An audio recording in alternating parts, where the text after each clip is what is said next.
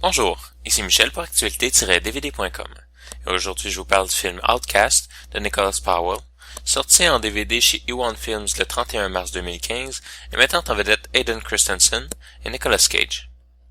Après l'assassinat de l'empereur de Chine par son fils aîné, le plus jeune prince, héritier du trône, doit faire appel à un chevalier des croisades accro à l'opium et portant un lourd passé duquel il tente de fuir, mais qu'il devra affronter.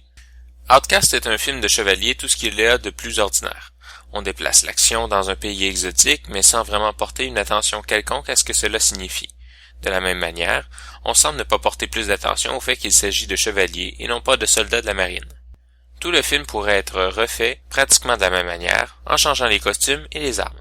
Bref, le contexte du film est simplement vide. Les personnages sont des archétypes ordinaires des militaires à l'américaine. On construit le personnage du jeune talentueux en relation avec le vieux sage. On crée un malentendu entre les deux pour faire un peu de mystère dans le film et on les réunit dans une grande bataille à la fin du film. Le scénario est tout ce qu'il y a de plus ordinaire. Aucune surprise, aucune innovation, rien de spécial ou de réellement prenant. Tous ceux qui regardent un film une fois de temps en temps sauront exactement tout ce qui va arriver à quelques détails près jusqu'à la fin. Au moins, même si les personnages sont très peu élaborés, les acteurs font leur travail du mieux possible. Sans nécessairement aller très loin dans l'approfondissement des personnages, ils ont un jeu crédible, qui reste cohérent avec le reste du film. La voix de Nicolas Cage, un peu trop rauque, agace un peu, mais ce n'est qu'un détail. Dans l'ensemble, le tout est quand même bien mené par tous les acteurs, particulièrement les plus jeunes. Les décors sont probablement ce qu'il y a de plus élaboré dans le film.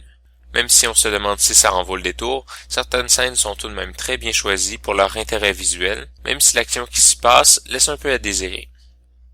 Le film est présenté en format d'image 2.35 en anglais et français Dolby Digital 5.1 avec les sous-titres en anglais seulement. Dans les suppléments, on retrouve des entrevues avec les acteurs et membres de l'équipe ainsi que le making-of du film. En conclusion, je dirais que Outcast n'a rien de nouveau à apporter. Vous avez probablement déjà vu une autre version de ce scénario une fois, sinon plusieurs. Pas que le film est mauvais en soi, mais il est particulièrement ordinaire. Comme si on l'avait vidé de toute forme de personnalité, d'audace, d'innovation ou d'originalité. C'est un très petit film qui mérite peut-être un visionnement par curiosité.